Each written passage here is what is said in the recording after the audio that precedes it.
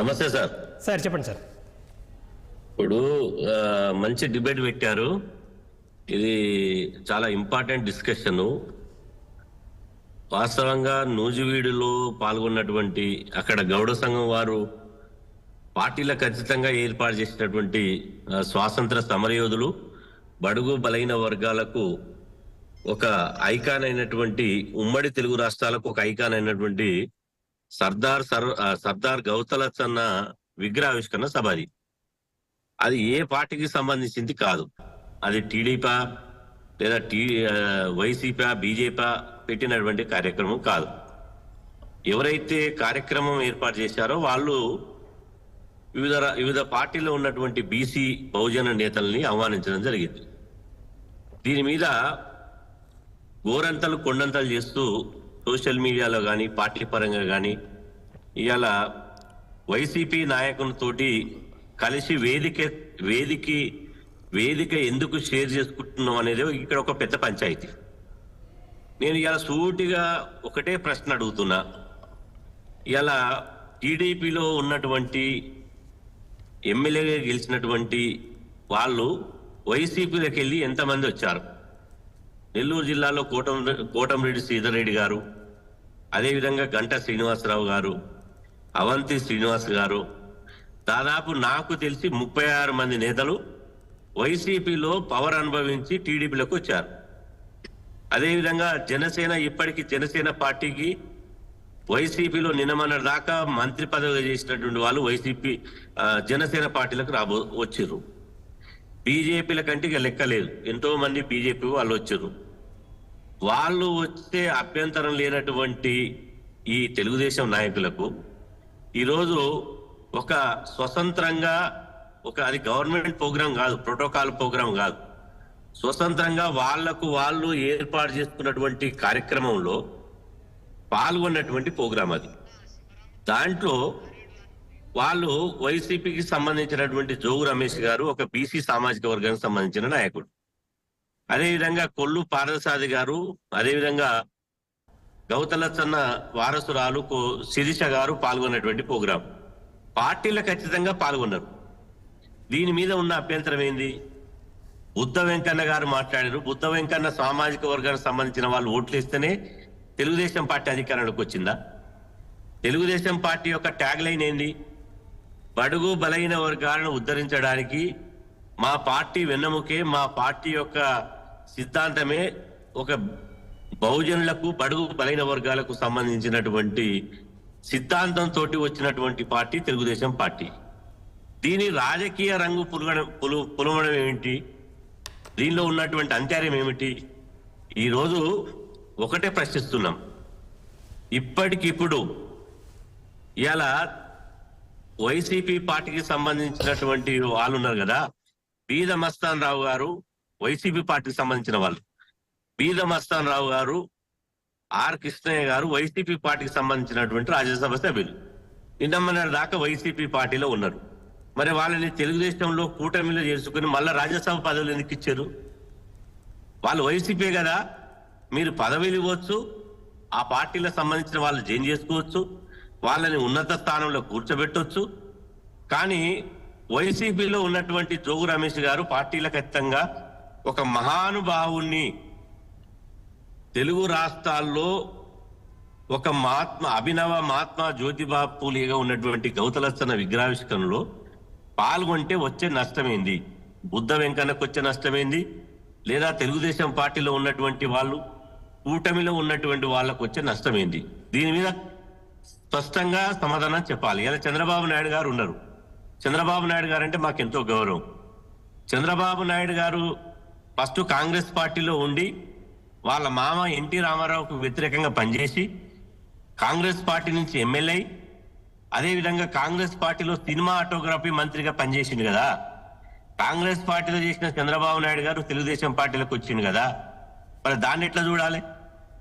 పార్టీలు శాశ్వతమై ఇక్కడ ఏ పార్టీలో ఎవరు మారుతున్నారో, ఏ పార్టీలో ఎవరు ఉంటున్నారో ఈ రోజులలో ఎవరికి తెలియదు. అది అట్లాంటి సందర్భం లోపల ఇలా ఒక గౌతలచ్చన్న వారసురాలైనటువంటి గౌతు శిరీష గారిని ఇలా నారా లోకేష్ గారు పిలిపించుకొని సమాధానం ఇవ్వాలి, సంజాయిషి ఇవ్వాలి.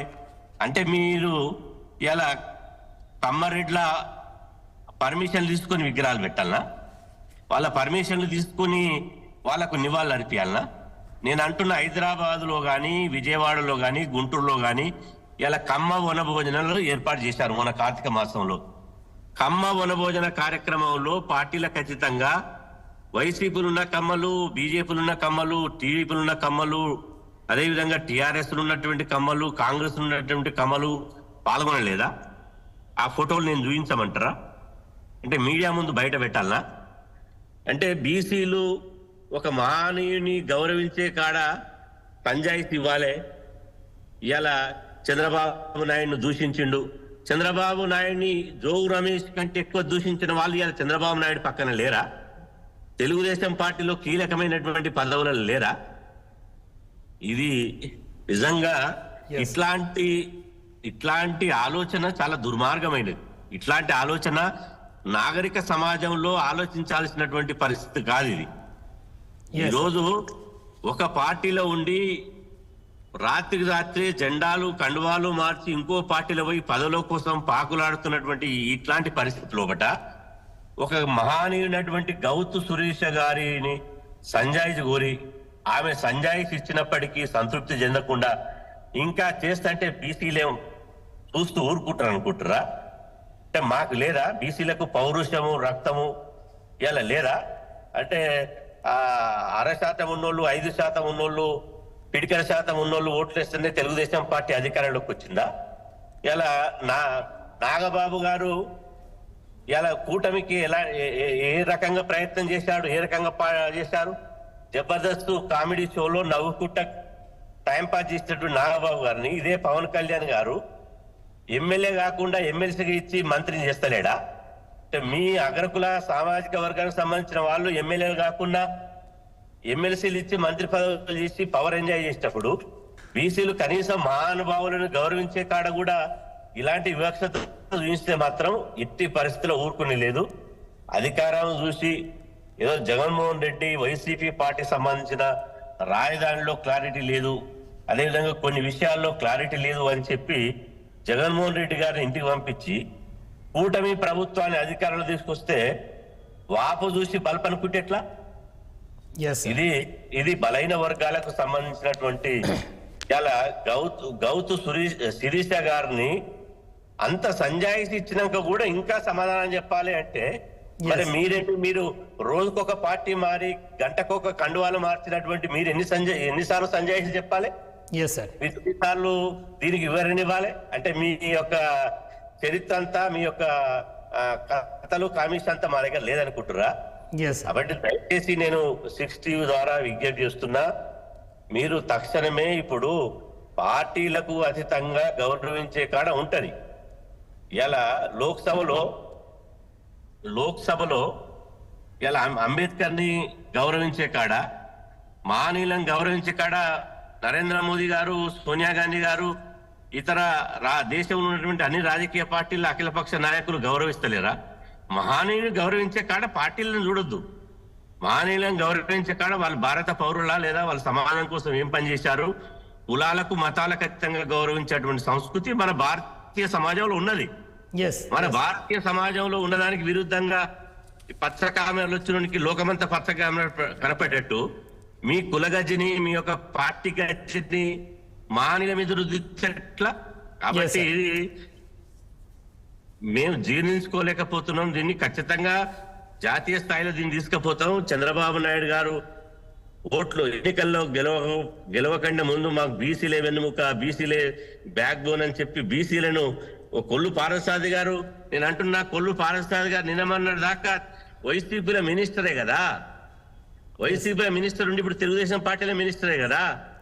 అంటే తెలుగుదేశం పార్టీలో మినిస్టర్ కాగానే నిన్నమన్నటి దాకా వైసీపీలో పనిచేసినటువంటిది అంతా పోతుందా? మీకు పార్టీల జెండాలు కనపడుతుండొచ్చు, కానీ మాకు ఒక బహుజన వాదం కనపడుతుంది. దయచేసి దీన్ని అర్థం చేసుకోవాలా. అర్థం చేసుకోకపోతే మాత్రం ఇక చరిత్ర మీకు చెప్తుంది.